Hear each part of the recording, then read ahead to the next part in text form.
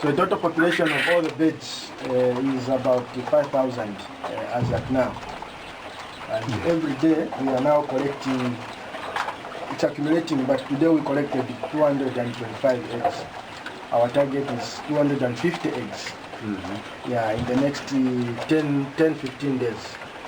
We shall seal it there for a while until we can improve on the structure capacity where we can keep them.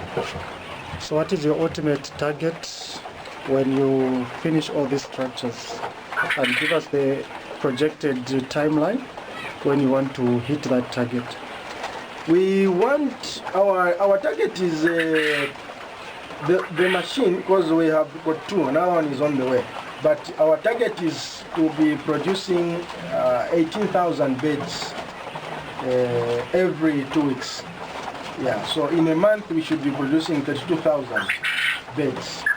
And we aim to reach that target hopefully by the end of this year. Half of that target we should be met this year.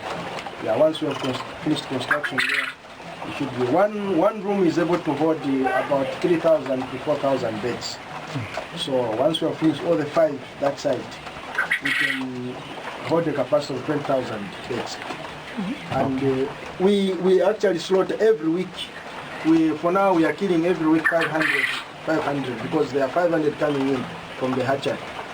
Yeah, so by 2 weeks from now we'll be killing 1,000 every week, 1,000. Since 1,000 is already coming in.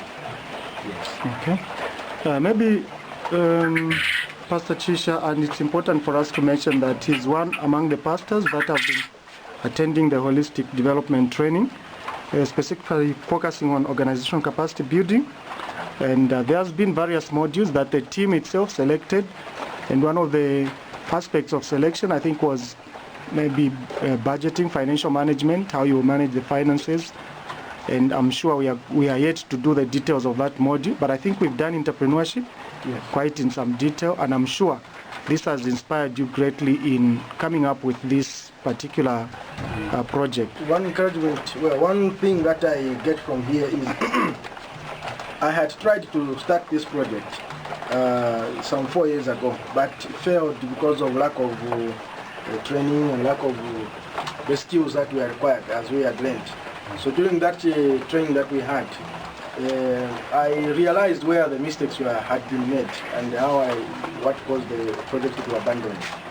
So I would like to say thank you very much to those that funded the project, and Dr. Msonda and the team that came to teach us, and also give us the encouragement to implement what we had learned. And what we learned from that course has actually helped me. Personally, I think I have not been the same now. Most of my dreams and visions, ambitions, which I have always wanted to accomplish, are going to be accomplished as a result of the input of World Vision. And thank you very much for making the dream that almost died come alive. And this will not just end with me and my family, it will also benefit many others, especially people that would require funding, schools, school fees, and other people who are vulnerable, the children, orphans and widows. Yeah, mostly what makes us to fail to help others is the lack of money. But I think with the money coming in from things like this, it is very possible that what World Vision has done will actually be able to be implemented.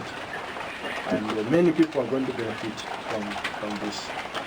Yeah, I think Pastor Chisha is one of the great ambassadors in terms of showing a success story. And I think what is encouraging for us, and probably the team that I've been training with would testify to that effect, is that he has been one of the great models in terms of skyrocketing, taking the training very, very seriously, radically so. So maybe let me ask the two colleagues, these are the two brothers that have been on the ground to help implement the holistic development, organizational capacity building, and other aspects. And thankfully, Pastor Chisha, I'm told, also is helping us to train pastors in theology, basic theology, and I think that is very inspiring for us. So colleagues, what would you say about what you are seeing here? We start with Reverend Murekezi, who is our Regional CC Coordinator. I'm so pleased to see that what we are teaching the people and the pastors are going on. When you see this, it's very inspiring. And thank you very much, Chisha, that what you have learned, you have not put that in books and keep quiet, but bring it to a completion. And this is something that you can see. This is a story that we see, and this is very interesting. As actually, when you did the training in the School of Ministry and training other pastors, we believe that even though the pastors from Chisha community, you will bring them here and they see what you are doing. Actually, soon they should come and see what you are doing so that they go and practice it. This is how it will reach into the community. So we are pleased as the number APP. We are thinking to bring even others and see this great job that you are doing so that many people may start imitating this wonderful project. Thank you very much. Thank you. Reverend Sriwila. Reverend Sriwila is also helping the Luingu, that is the internship, the other aspect that the Pauline project is financing.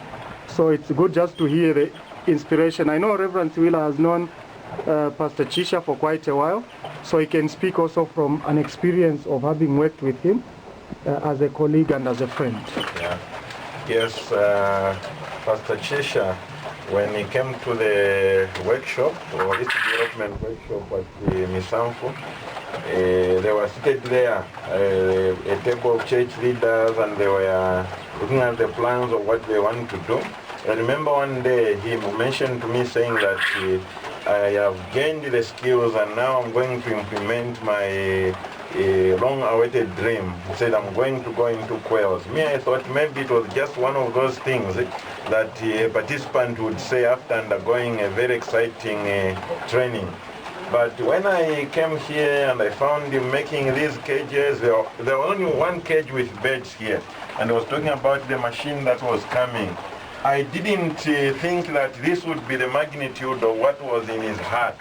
And I'm so excited, and this is an encouragement that as we labor trying to help our community, this gives me an assurance that children will go to school because you'll be able to raise money from this. I'm also assured that children will be protected and will enjoy good health because at least they will have proteins from these beds. And I'm told that he has also employed some guys who are helping him. That is an encouragement because for someone out there who has got a job to make these cages, to help him feed these beds, he's also benefiting his family. His children will not suffer. And it is not just one person. So I'm so excited and I'm looking forward to see this project grow, and not just here, but being extended even to those who are learning under him. I'm so excited about this.